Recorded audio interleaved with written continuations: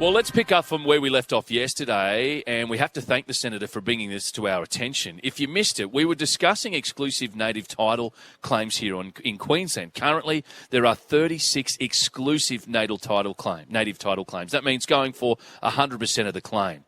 And quite often, and I've mentioned Indigenous corporations on this program, Indigenous corporations are acting on behalf of Aboriginal elders. So it's not always the traditional owners of the land that are making the claims. These are corporations, million-dollar, multi-million-dollar corporations, in fact.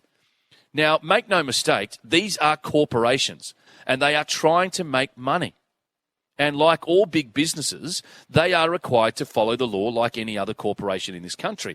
Many of these Indigenous corporations also receive government funding. So this is taxpayer-funded money. Millions of dollars, in fact. Well, I can reveal, as we speak, 1,258 Indigenous corporations receiving taxpayer funding have failed to comply with basic reporting requirements. The Office of the Registrar of Indigenous Corporations, or ORIC, has revealed 1,258 Indigenous corporations have not lodged required reports for the 23-24 financial year. Senator Pauline Hanson says some of these organisations have 8 or 9 figure budgets and millions of dollars worth of assets, with CEOs earning wages well over $250,000. The Australian people have every right to know exactly how every cent of their money is being spent. And I'm pleased to say the Senator, Pauline Hanson, joins me on the line. Senator, great to have your company this morning. Thanks, Peter. And it's good to be on telling people about what's happening. They don't get this news from anyone else. You're not prepared to actually talk about it because they're called a racist. But I want accountability, and I've been calling for it for nearly 30 years. This coming up next January.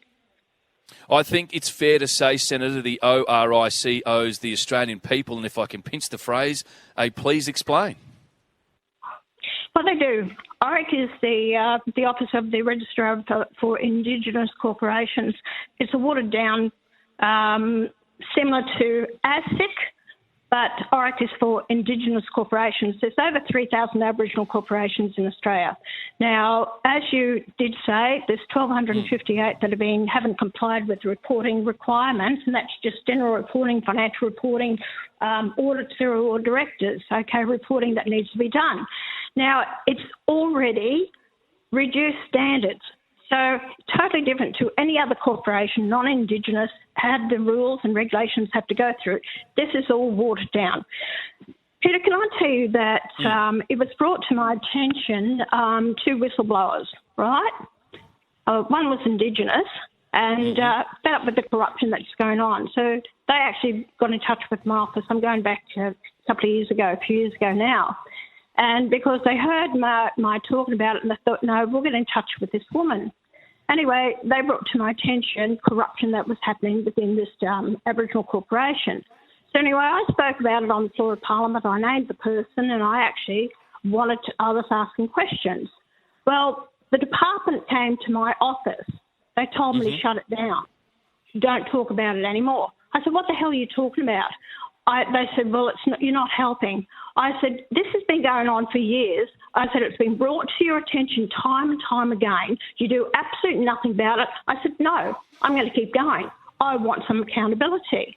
Well, what happened was that they had to actually start working on it and doing something about it. That person was charged, okay? That person was charged only because my persistence to force that department. You know, I see the ministers, even Ken White, he was useless under the coalition government, and also Melindeary. Now, she's quite prepared to stand up and have a go at me because I turned my back on the floor of Parliament to welcome to country. But I've raised with her about corruption there. Nothing's done about it. Protecting their own all the time. And what's happening is the waste of taxpayers' dollars, approximately $30 billion a year goes in this Aboriginal industry. Then there's no accountability, you've got nepotism. A lot of these Aboriginals on these boards, it's family members. A lot of them can't even read or write. I don't know what the hell they're doing there, but it's all a cover-up. And there's no accountability for the taxpayers' dollars, and yet they admit that the closing the gap has not changed. It's worse. And I think what we've got to do, Senator, is make this distinction very early on. And I've made this point before. We're not referring to the traditional owners of the land so much, or the elders. We are referring to Indigenous corporations that make millions of dollars that are acting on behalf of the traditional owners of the land, acting in their best interest. And like you've just said, for the most part, some of them don't actually know what's happening behind the scenes. No, they don't. And a lot of these communities that I've been to, and I've spoken to the Aboriginals, they wouldn't have a clue what the hell's going on. They're all used as fodder. And these ones that jump on the bandwagon to rip out of, and I call it the gravy train, which I've called it for years. And the people out there, their attitude is, we stole their land. What a load of rubbish that is. People, Australians, have worked hard for the land that they have now. And, we are Australian born, or even those ones that have migrated here, we are Australians. We are entitled to this land. You can't expect those that actually have basically no Aboriginal blood, claiming to be Aboriginal, or even islanders coming over here claiming to be Aboriginal, to put in these claims and rip off the bloody system. I've had a gutful of it, Peter, I really have. And we're allowing our politicians to keep going along with this, or those activists are pushing their own agenda and playing up as if they're the victims. They're not the bloody victims. Victims are out there, people living in their cars and homeless, and kids that can't get a decent education. Victims are people from all different cultural backgrounds or different skin colours.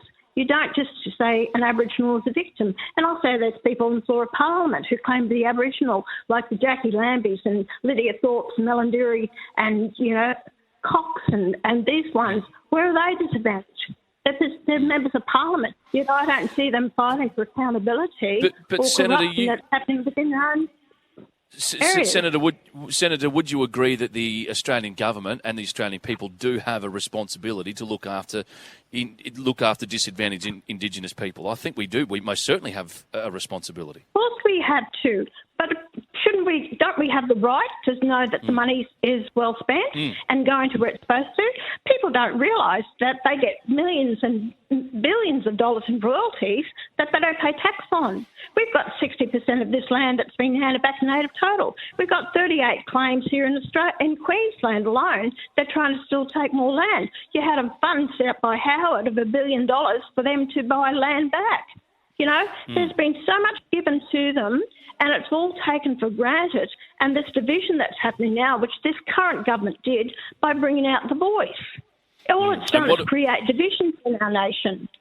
So what do we do next? You'll raise it in Parliament, or you raise it in the Senate at least. Do you think that anything's going to be done about it? Do you think that he's going to go? Yes. Go to Senator Estimates, have the minister there, have the department heads there, and ask them questions about why this isn't changing. Why aren't we getting accountability for the taxpayers' dollars out there? Peter, when we talk about $30 billion, we're talking about around about in the last census, just over about 820,000 people identifying as Aboriginal. There's no definition to Aboriginality. You can actually define yourself that you're an Aboriginal. You don't have to prove it. And you just can self-identify. Okay, Yep. well, this will be interesting, and it is a very interesting argument, and we appreciate you jumping on and bringing that to light. And on the ORIC, we'll make some contact with them today and try and get a straight answer out of them as well. There's 1,258, as you've mentioned before. I've seen the report, so that's very interesting. And the report is made public. Before I do let you go, Senator, yesterday, a momentous moment in our history, if you like, Prime Minister Anthony Albanese has declared that they will recognise Palestine as a statehood. Your thoughts on that? I'm absolutely disgusted.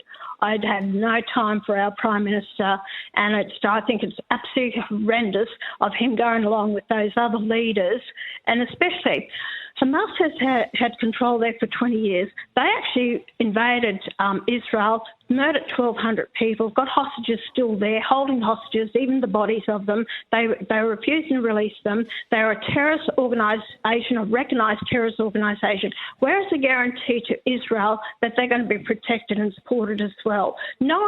I've never heard anyone really say and go to Israel, how do you feel about this? It's all about Hamas. And you're not going to get a government there because you've got more than 75% of the population support Hamas, which is a recognised terrorist organisation. They have said constantly they intend to wipe out the Jewish, the Israel state of Israel, they will not give up with this. And we should have actually made sure there was a duly elected government that is there and release the hostages, guarantee safety to the Israeli people before any recognition of them being a state. I think I'm absolutely disgusted with our Prime Minister. He's nothing but a coward the way he's handled this. It'll be a very big week in Parliament this week. Good on you, Senator. Appreciate you jumping on the line this morning. Thanks, Peter. Bye.